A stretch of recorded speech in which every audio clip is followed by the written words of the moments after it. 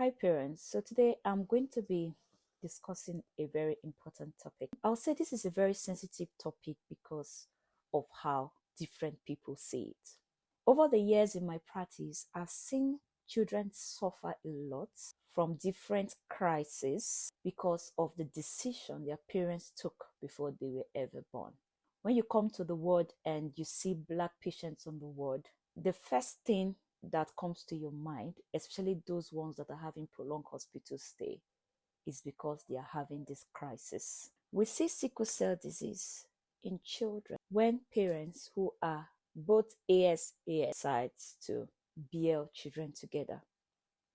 I think that's the commonest. Although we see get children whose dad or mom already has sickle cell and then they give birth and they have sickle cell.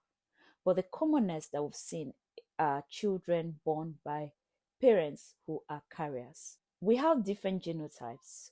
We have the AA, we have AS, we have SS, we have AC. If you have AA getting married, it's okay. You can have AS, AA getting married is okay. But where the problem is when we have AS coming together to bear children. When you have AS come together to bear a child, the possibility of them having a child that is SS is 25%. Some people still go ahead and want to take this risk. And they're like, oh, it's not just 25%. I have seen parents who are AS give birth to 3 children. And the 3 children are sickle cell disease patients. The 3 of them can be in the hospital at the same time, having crisis at the same time. I know there's a place of love. Oh, I'm in love with her. I'm in love with him. How can I leave her? How can I leave him? I'll say in this situation, don't think of yourself alone. Think of the children because they are the ones that will suffer the crisis. And I know as parent, there's no way your child will be sick that you will be happy.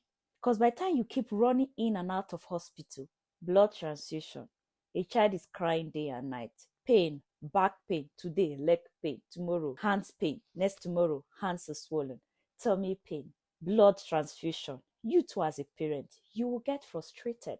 And that love that you thought existed will disappear. You start having issues in your home, you and your partner or your husband, your wife, you start quarreling because your children are in and out of the hospital.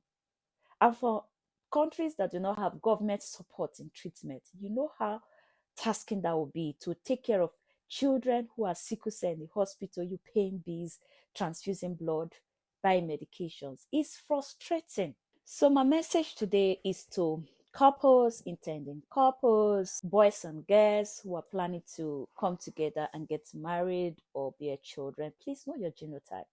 Just walk into the hospital, go to a laboratory and tell them you want to do your genotype. Know your genotype, know your partner's genotype. Don't bring children into this world to suffer. Please, they suffer a lot. If you see the amount of pain, I can't even describe the amount of pain these children go through during crisis. So please know your genotype and prevent situations like that. It's not easy. Some will say, oh, I will just take the child to abroad. When I get abroad, they will just do bone marrow transplant. My child will be well. I have seen patients go through bone marrow transplant. It's not easy. It's horrible. The pain, sometimes they relapse, sometimes they transplant. I know some people will say love conquers all. That love will not be able to conquer that pain, will not be able to conquer the crisis, will not be able to conquer that emergency, running to the hospital during a massive emergency situation. It's going to crack and it's going to break. Please know your genotype, know your partner's genotype before giving birth to children. We've been saying this for so long and we are still seeing young couples have children with sickle cell disease. So please, let's try and know our genotype and avoid situations like this. Thank you for listening. Have a nice day. Bye.